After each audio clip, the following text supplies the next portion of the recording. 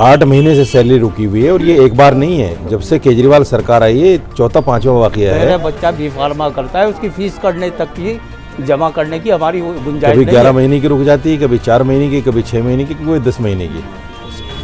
8 महीने से सैलरी रुकी हुई है और ये एक बार नहीं है, जब से केजरीवाल सरकार आई है चौथा पांचवा वाकया है। दिक्कत तो दिक्कत ही है, जब हमें जिस बात के ऊपर मजदूर बनाया, मिसाल के तौर पर मजदूर को मजदूरी नहीं मिली तो दिक्कत ही दिक्कत है भाई। जब हमें मुलाजिम रख रखा है, नौकर रख रखा है, सारी प्रॉपर्टी की हम देख रेख करते हैं, सफाई करते हैं, सुथराई करते हैं वक्त पे पाबंदी के साथ, और फिर भी हमारे वो जो मिलना चाहिए अज्र उसका वो नहीं मिलता।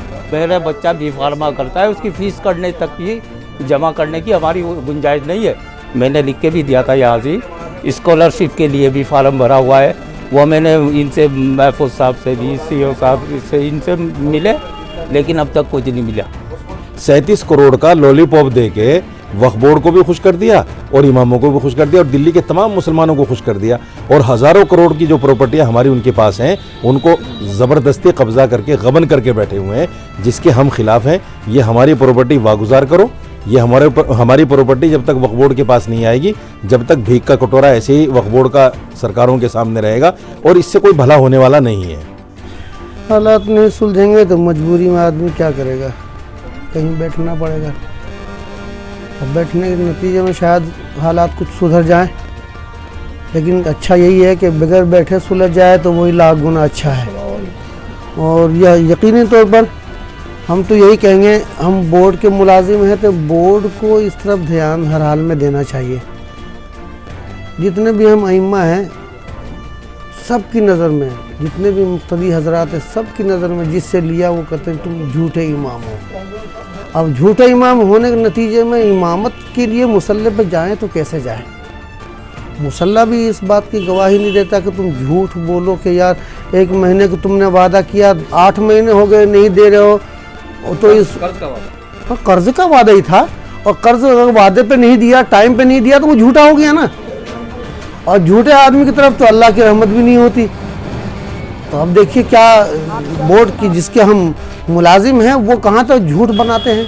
CM साहब तो देखिए पहले हम ही लोग थे, जाते थे तो गोद में बिठाते थे, 50 भी होते थे, 50 कुर्सियां ला के अरेंजमेंट करके बीच में बैठ के बात करते थे। अब तो दोनों तरफ गेट लगा दिया, नो एंट्री, कहते कोई भी नहीं जाएगा। अब नो एंट्री वाला बोर्ड लगा हुआ, पुलिस एहलकार वहाँ मौजूद है, और जब वो बात करेंगे नहीं, सुनेंगे नहीं, तो कहाँ से हमारा मसला हल होगा? मसला हल नहीं होता बिल्कुल भी। और जितने भी और पुलिस एहलकार होते हैं वो हमें खुद धमकाते हैं कि परमिशन नहीं है, विदाउट परमिशन का आप खड़ा भी नहीं हो सकते यहाँ।